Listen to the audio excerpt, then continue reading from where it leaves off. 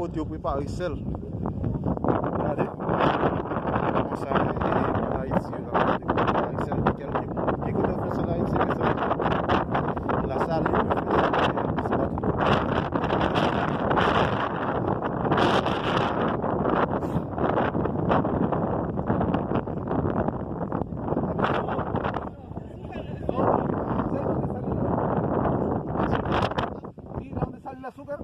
¿De dónde?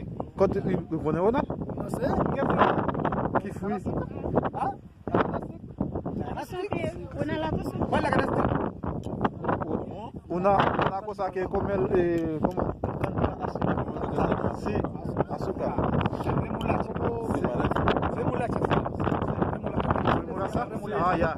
Sí, Es como una zanahoria pero gorda. Así, una zanahoria gorda. Largo. Esa es la remolacha. No, es que esa es de caña. Caña, sí. Acá no se da.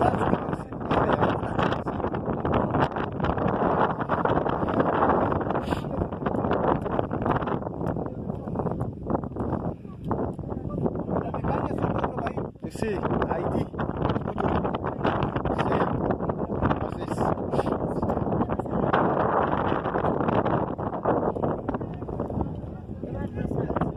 Sí, le fait celle-là. Comment on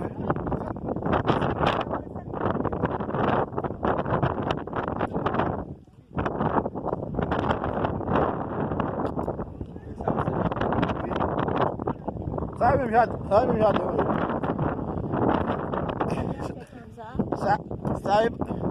ça va appuyer là sous toi.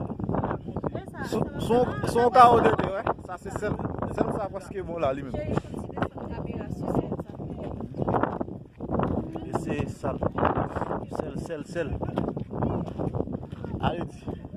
Il faut un petit peu on a celle-là salée là. Avel, celle-là salée.